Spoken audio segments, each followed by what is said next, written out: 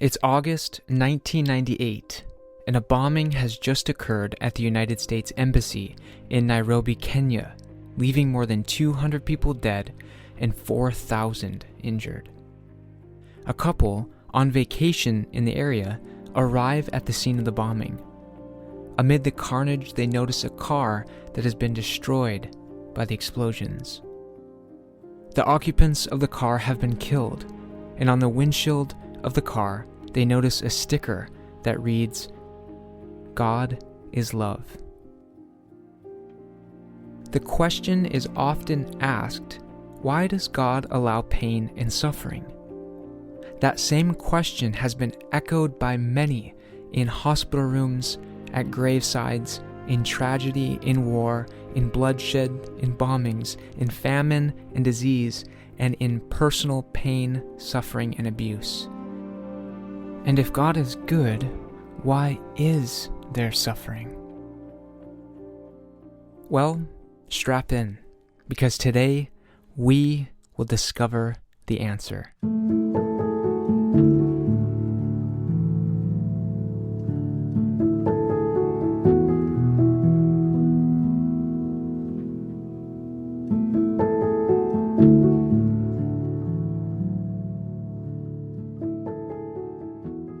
Welcome back to the Spirit of Prophecy podcast. I'm so thankful to be with you today, and I'm so blessed that you are here. And it's no mistake that you're here today. We are going to explore this important and weighty subject that myself and people around the world are asking, and maybe even you listening. If God is good, why all of the suffering? Or if there even is a God in heaven, why so much pain? You may even be asking yourself right now, why am I in pain? So we're going to go back all the way to the beginning to answer this super important question. And it's a question that needs an answer. Picture this. There is a master watchmaker, in fact, a skilled artisan who has spent months crafting a beautiful, intricate timepiece. Every gear turns in harmony. Every spring and cog is perfectly aligned. The mechanism ticks with flawless precision, not a second too fast or slow. Nothing is out of harmony. It's an absolute masterpiece. And more than that, it's personal. His fingerprints are on every single piece. Now, imagine, horribly, that someone breaks into the workshop. It's an enemy that breaks in. He tampers with the gears, twists the delicate arms, and bends the intricate parts just slightly, just enough that the clock still runs, but not as it was designed to by the watchmaker. Soon the clock begins to lose time, and then it starts to jam, and eventually it ticks out of rhythm and stops altogether. But now, after this happened, people who knew nothing of the original design walk in, they see this watch after it has been tampered with, and they shake their heads and say, what kind of watchmaker was this? What a failure. I heard this watchmaker was good, but I see clearly that he's not good at all. His work is very imperfect, and he's not good at what he does at all. But if we have more context, we remember and we know that it wasn't the watchmaker who failed, it was the vandal and the enemy who broke in and sabotaged the ticking masterpiece. Yet no one saw the vandal as they did it sneakily and behind the scenes. They only see the result. They only see the malfunction. And now the true artisan watchmaker walks into the shop and he sees what's happened and he's pained. But he doesn't throw the broken piece away. He kneels beside it and he studies it carefully. He actually weeps over the damage, and piece by piece he begins the delicate and intricate process of restoration. But this isn't a fix that happens in one moment. Because that timepiece is alive and still ticking, and some of its parts resist being realigned. The watchmaker sees that some pieces would rather stay bent, broken, and jammed in rebellion. So, part by part, the watchmaker patiently works with the ones who are willing to be put back into place, bringing restoration to each one that opens to his touch. So in the beginning, God made all things good. In Genesis chapter 1, verse 31, it says, "And God saw everything that he had made, and behold, it was very good." So we have to remember that God didn't create a world of suffering. God created everything perfect and good in the beginning, with nothing out of harmony or balance, just like the watchmaker. And in fact, God and man and woman walked together in harmony, in peace. The very heart of God is love. God doesn't possess love as a character. God is love. In 1 John chapter 4, verse 8, it says, "For God is love." And this is explained even further in 1 Corinthians chapter 13 that describes love, which says it suffereth long and is kind. It doesn't envy, it doesn't boast, it's not prideful, it's not puffed up. It doesn't provoke, and it thinks no evil. So we have to remember that in the beginning, God made everything good and upright and perfect, and all things were in harmony. However, something happens. So God creates everything good. The whole universe is in harmony, is perfect, not a spot or stain or sin in it at all. But something happens. There's this being named Lucifer. And Lucifer was created perfect by God. No sin, no rebellion, nothing. He was perfect. God created everything good, and he created angels in perfection. But however, something happens, something changes. In Isaiah chapter 14 and Ezekiel chapter 28 in the Bible, it describes how pride and rebellion enter into the heart of this created angelic being. In Ezekiel chapter 28, verse 15 to be specific, it says, "Thou," talking about Lucifer, "was perfect in all thy ways from the day that thou wast created." So remember, just to reiterate, God created Lucifer, who was an angelic being, in perfection. No sin or stain or spot in him at all. God created him perfect. But then the verse goes on to say, "Thou was created from the day that thou was created, till iniquity was found in thee." So Lucifer was not created evil. He was actually created with freedom, with the ability to choose to love. If God had programmed Lucifer like a robot to never rebel, it wouldn't have been love at all. It would have been about control. Love must be chosen. And so, Lucifer decides to rebel against God. In pride, he wants to be like God himself. In Isaiah chapter 14, it says this exact thing. Isaiah chapter 14, verses 12 through 15 says, "How art thou fallen from heaven, O Lucifer, son of the morning? How art thou cut down to the ground, which didst weaken the nations?" Now listen to this. "For thou hast said in thine heart, I will ascend unto heaven. I will exalt my throne above the stars of God. I will sit upon the mount of the congregation in the sides of the north. I will ascend above the heights of the clouds, and I will be like the Most High. Yet shalt thou be brought down to hell, to the sides of the pit." So we see that this rebellion and this pride arises in the heart of this created being. But again, God creates every single being in the universe with free will. He never ever creates a being that is programmed to worship him. Otherwise, it would be force. It wouldn't be freedom at all. God desires only the service of love, and love can never be commanded. It cannot be won by force or authority. Only by love is love awakened. So again, God creates everything good. He creates Lucifer in perfection, this angelic being. This angelic being within him arises pride because he wants to be like God. He's not satisfied with his position of being an angel. He wants to take on the position to be like God instead. So pride begins and forms in his heart, and then rebellion comes, and then dissatisfaction comes, and then he's starting to question God, and then all these different things are starting to arise in his heart.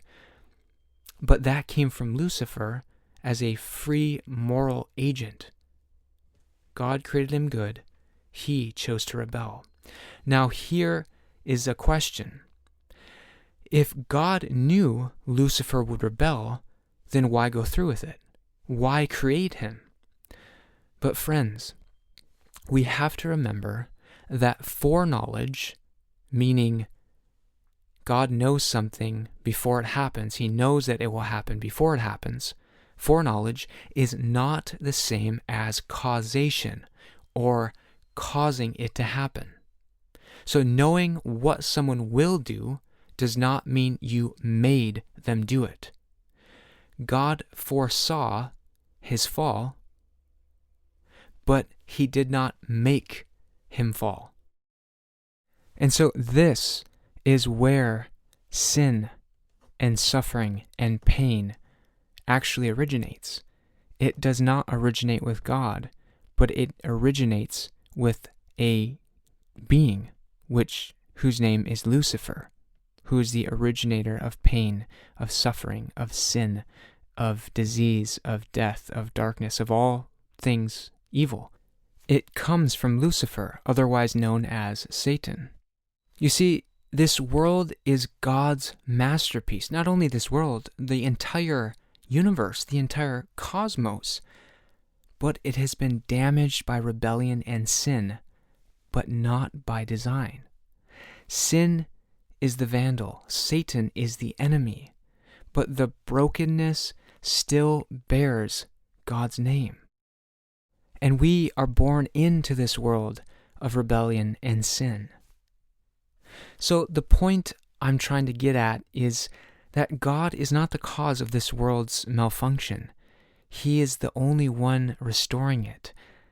And soon, when every piece and part has had a chance to choose, the master watchmaker, the one who oversees all things, will seal each mechanism, remove those pieces that are so hardened they will never move with the master's touch, lock in eternity, and the original timepiece will tick again, this time in perfect harmony and forever, without an enemy ever to break in ever again.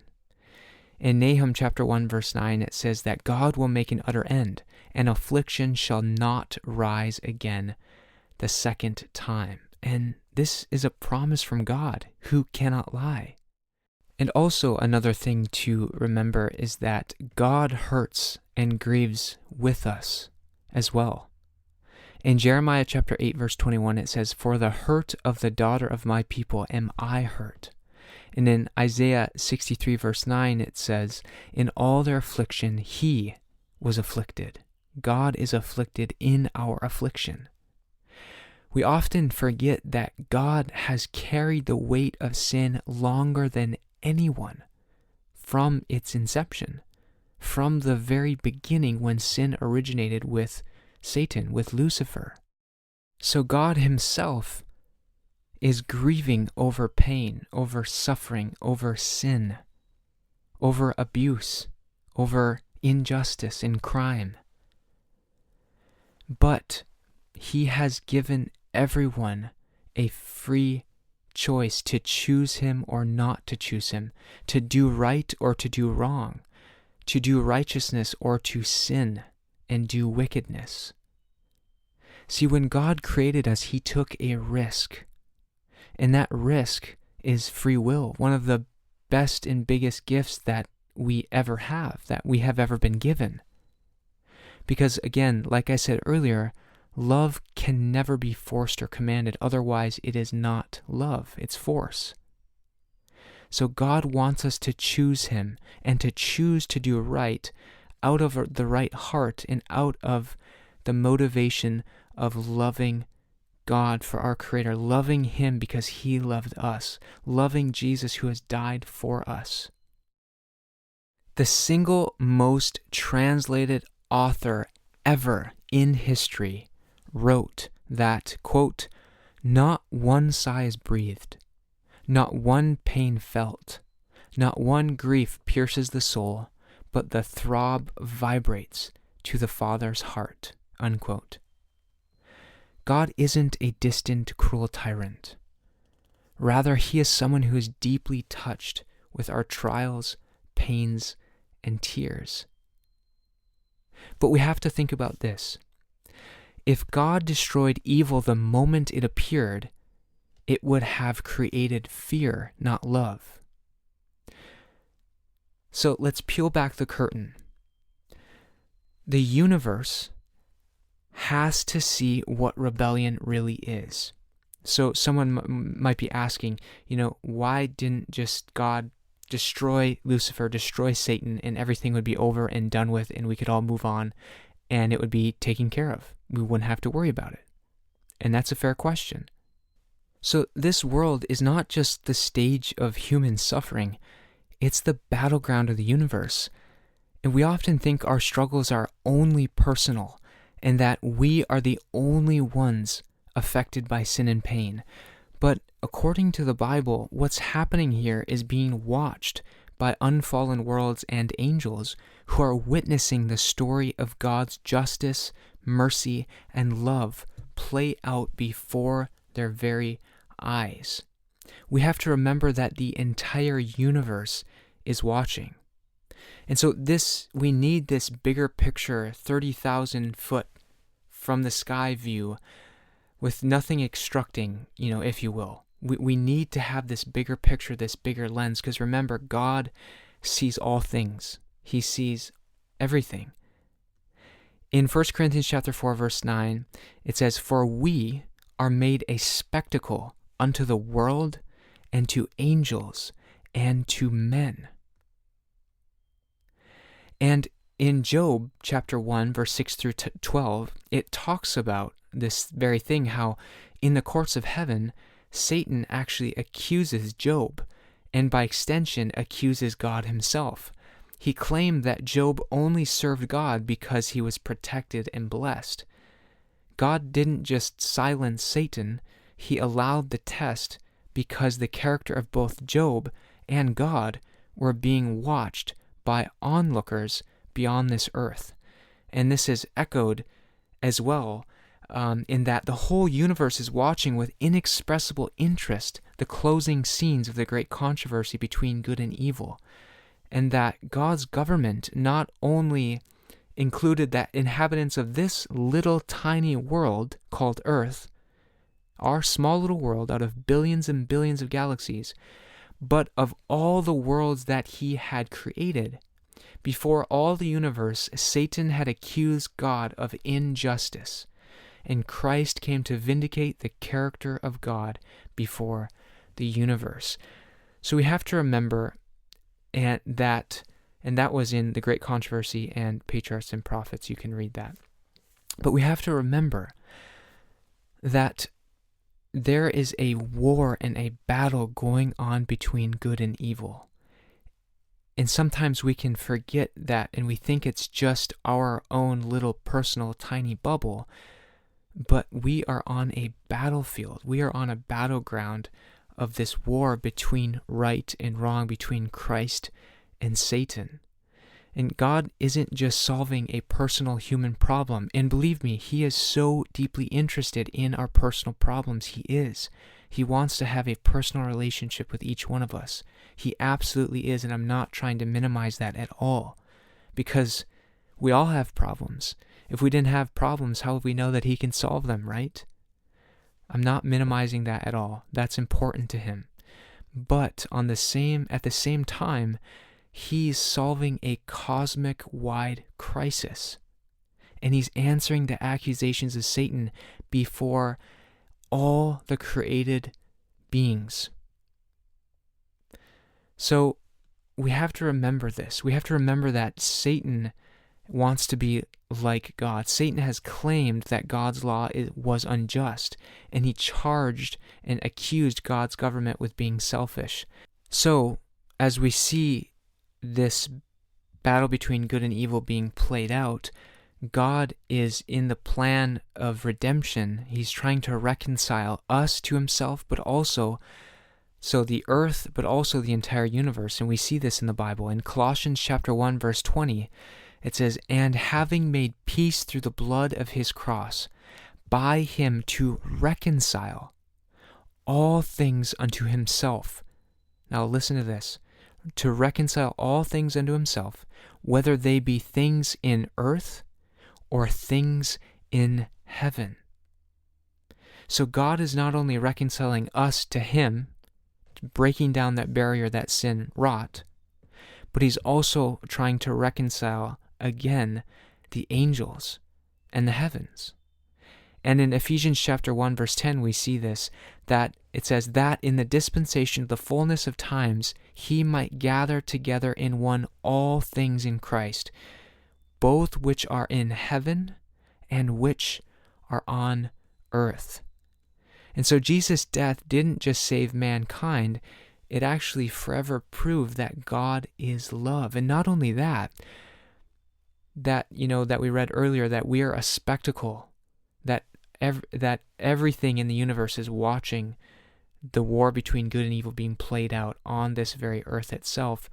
But not only that, the angels witnessed the cruelty of Satan in putting Jesus Christ to death.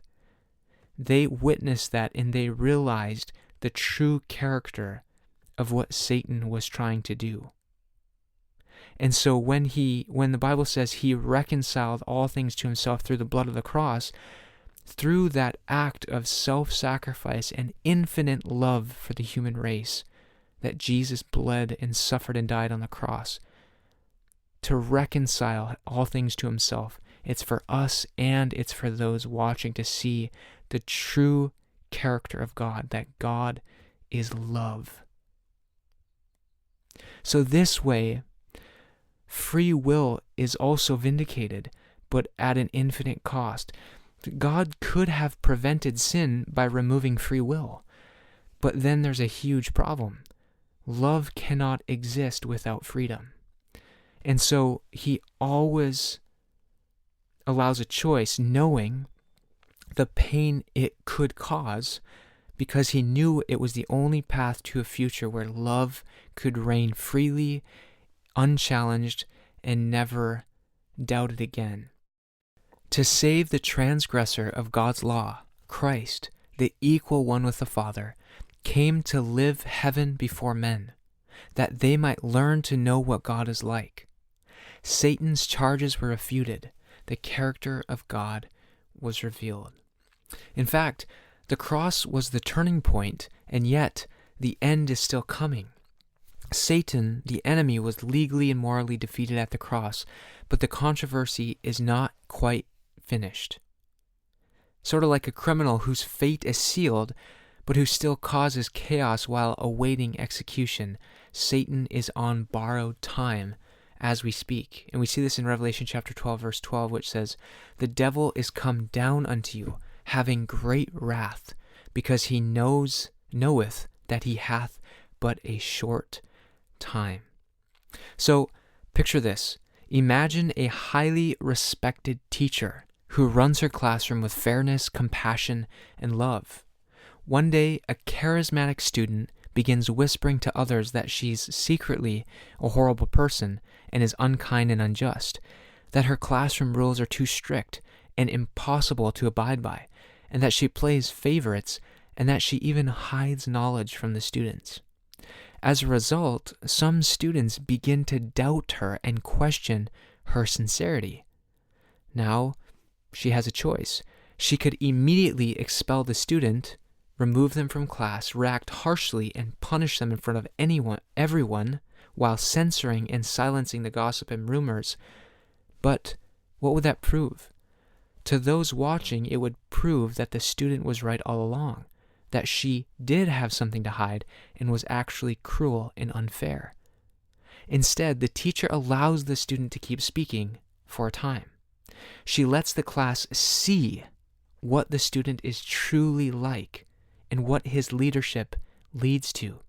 And over time, as confusion turns to chaos, the students begin to understand. The teacher was never the problem. The student was. Finally, the teacher has to remove the student at last from the classroom. Her justice was balanced. Her fairness was true. She was compassionate. The lie revealed itself, and all the students could see who was telling the truth for themselves. This is what God is doing in the great controversy. When Satan falsely accused God in heaven, and later in the Garden of Eden, God could have wiped him out and destroyed him rashly and immediately. But instead of using this method, in his infinite wisdom, he allowed the entire universe to see what sin really does, to see where pride and rebellion leads. This is why evil exists for a short time. God is not ignoring injustice. He is allowing it to fully reveal itself, so that when he ends it at last, it will be gone forever, for eternity. And no one will ever question his character again, as all will see the truths for themselves. So we can, as free-willed created beings, make a proper and informed decision with all the weight of evidence before us. God's heart grieves as we grieve in our pain and in our suffering. Romans chapter 5 verse 8 shows his love for us. His love is so deep and infinite and matchless. It says, "But God commendeth his love toward us, in that, while we were yet sinners, Christ died for us."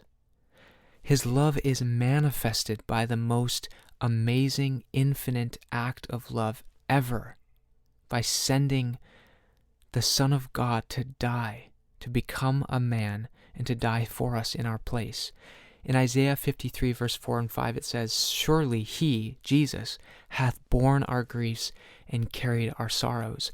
So God didn't just allow suffering, he entered into it. He was the one who had to bear the most suffering of any of us. He had to bear the suffering of the entire weight of sin of everyone that's ever created and lived on the cross. He bore our sin, he bore sorrow, he bore shame. He bore it all. But there's going to come a time when pain and suffering and sorrow are going to be gone, to no longer exist again. In Revelation 21 verse 4 it says, "And God shall wipe away all tears from their eyes, and there shall be no more death, neither sorrow nor crying." Pain is not eternal. Suffering is not everlasting. God's justice will prevail, and we can have hope and comfort that a new world is coming. So, like Shadrach, Meshach, and Abednego in the fiery furnace in the book of Daniel, Jesus walks in the fire with us. If you remember the story of Shadrach, Meshach, and Abednego, they were actually thrown into the fiery furnace as a punishment, but they didn't burn.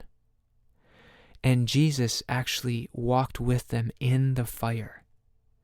In Daniel 3 verse 25 it says, "The form of the fourth is like the Son of God." They saw the king Nebuchadnezzar, the king of Babylon at the time, saw Jesus standing in the fire with them.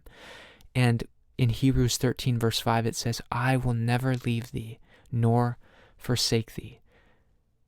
Yes, there's pain. Yes, there's suffering. God doesn't always stop the fire. He doesn't always stop the floods, but he never leaves you alone in it.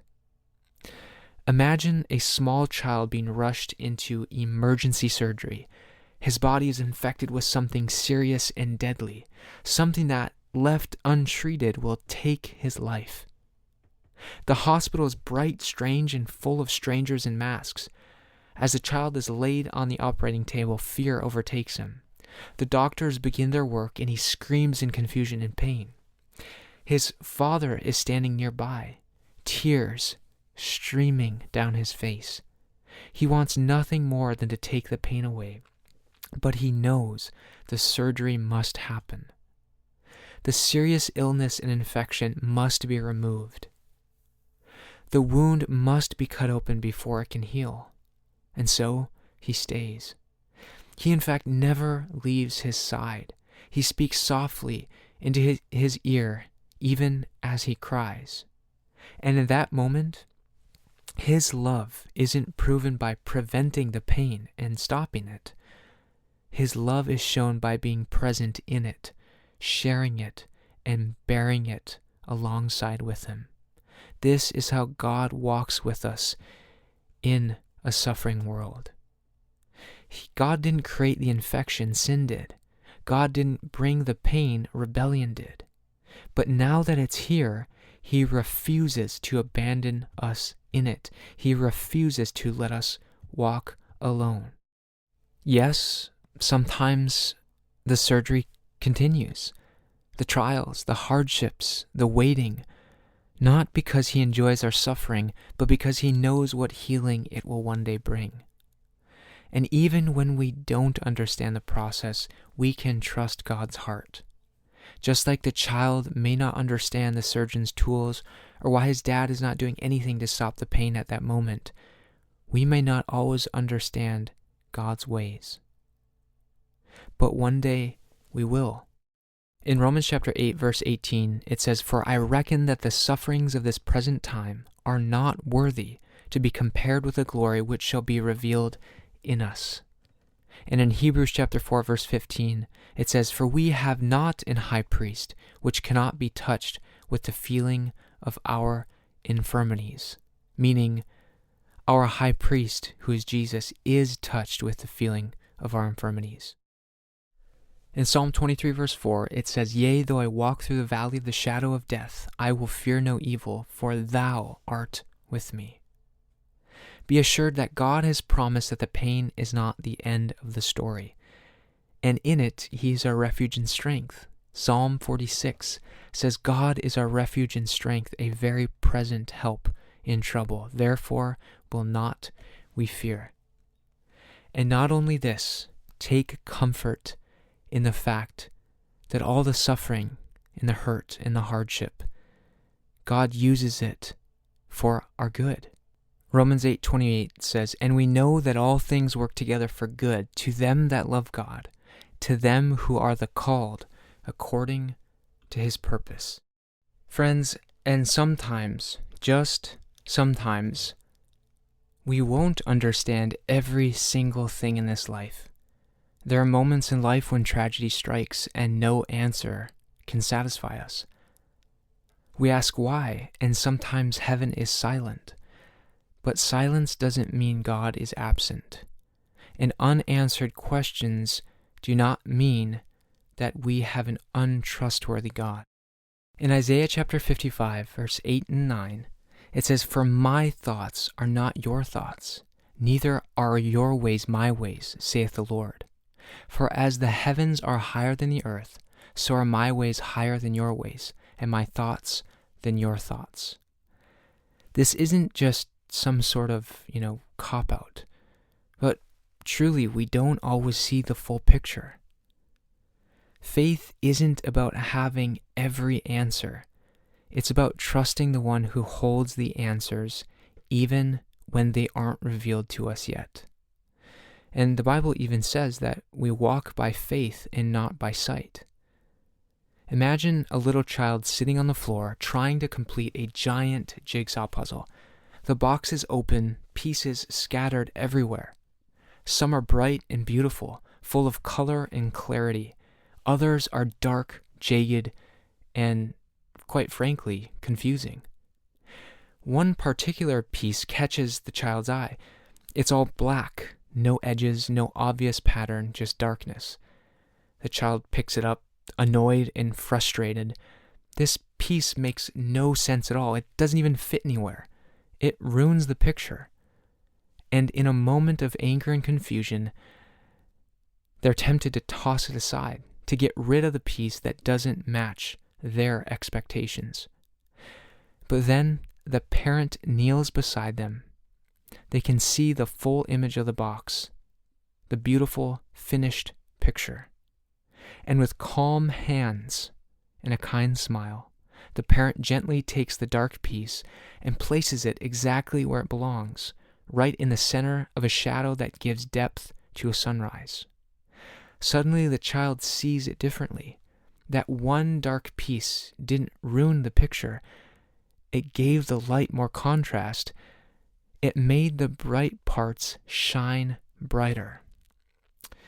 You and I, dear friend, only see a few scattered pieces of our story. Some pieces feel joyful, like answered prayers, blessings, family, job, moments of love and peace.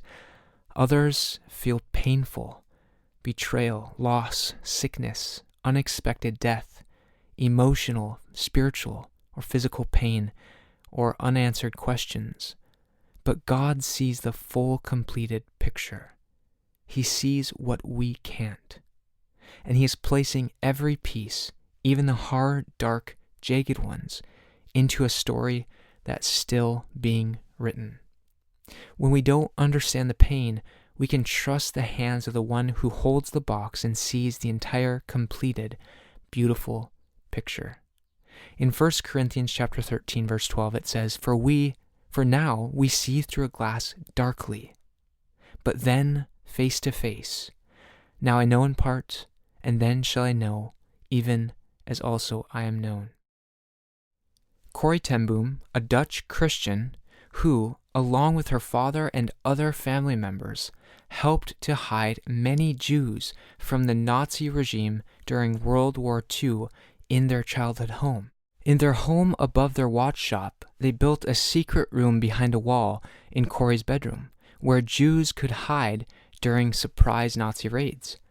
They even installed a buzzer alarm system to warn those in hiding when danger approached. When the alarm sounded, the refugees would rush to the hidden space.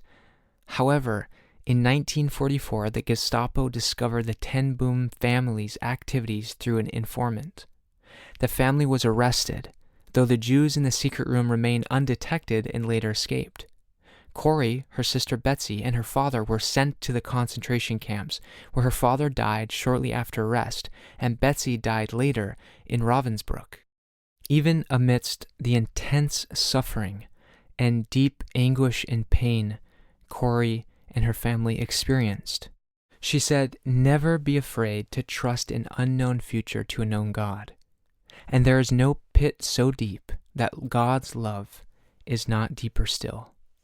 She also said, when a train goes through a tunnel and it gets dark, you don't throw away the ticket and jump off, you sit still and trust the engineer. Ernest Hemingway once said, "The rain will stop, the night will end, the hurt will fade. Hope is never so lost that it can't be found." Now, just speaking personally, I also, of course, have experienced pain and hurt and trials and extremely challenging seasons and chapters in my life and in my experience. And there's still questions I have that I haven't received answers for. But I've also learned an incredible amount through all of the pain, and that God is right beside me, and He's walking with me through all of these moments. I remember being in my bed with bedridden depression in my high school years, and I didn't feel like there was any point to life. I didn't feel that I had purpose, I had meaning. I didn't know the point of pain, why certain things were happening in my life. And I didn't know where to go, who to turn to, what to do. I just never had experienced something challenging to make me cry out or need help in that sort of way before. And through that, I cried out to God for the first time, and I asked him, I didn't really know exactly what I was doing, but if you're real, if you're out there, God, please help me. Please help me. And I remember writing down and just journaling my thoughts in my heart and talking to God with pen on paper. And he was hearing me, and I was talking to God. And through that extremely painful experience, I began to know who God was, and that he was right there with me, and he comforted me, and he replaced my depression with joy and with peace. It wasn't instantaneous in 1 second, but piece by piece, he put me together. And he can do the exact same thing for you. If he's done it for me, he can do it for you. So what have we learned and seen? We've seen that pain was not God's design, but that evil came through rebellion, not creation. That Satan, not God, introduced the chaos, and that freedom and free will, though beautiful, gave birth to choices that have led to suffering. God took a risk when creating us, as he knew that we could choose to do wrong. But we know this, that God grieves with us, that he weeps at tombs and he walks into furnaces, then he stays beside us in the surgery, and then he kneels down beside his broken masterpiece and begins restoring it piece by piece. We are not abandoned. We may not understand everything in this life, but he holds the box with the complete picture. We may feel like the classroom is out of complete control, but the teacher is still in charge, and soon everyone will see who is telling the truth. This is not the end of the story. Remember that Jesus has borne our griefs and carried our sorrows, and that by his stripes we are healed. So what will you do with that God? Jesus is not a distant deity. He is the wounded healer, and he is the eternal comforter for you and I. And he's coming soon, not to patch up this world, but to make all things new and forever. So friend, if your heart has been broken, he knows. And if you've been abandoned, he sees. If you've even been angry or had hatred at God, he understands. Talk to him about it. He wants to hear your heart. He wants to know where you're coming from. He wants to know where you've been and what you've been through. But don't let the pain of this life cause you to turn from the only one who can heal it.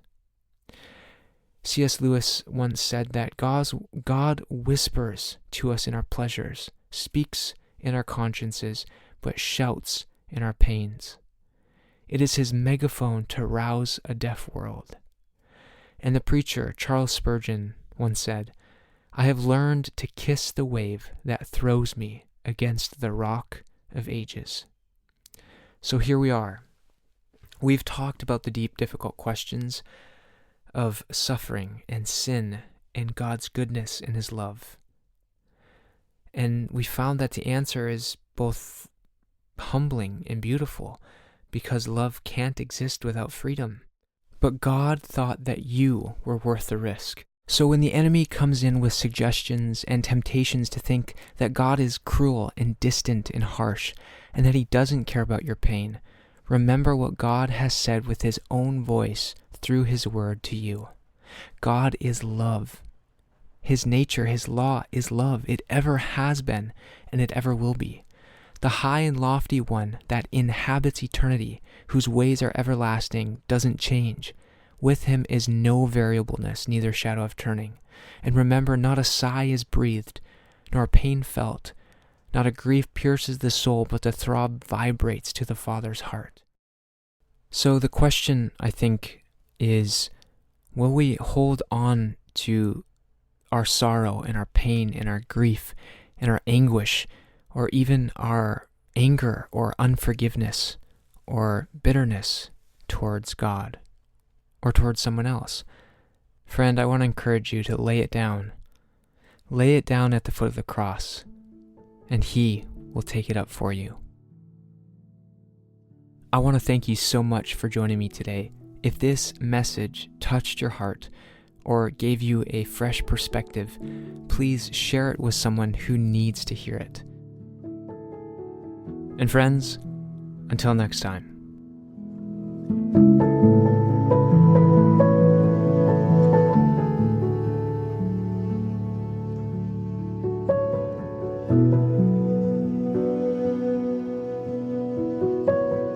Thank you.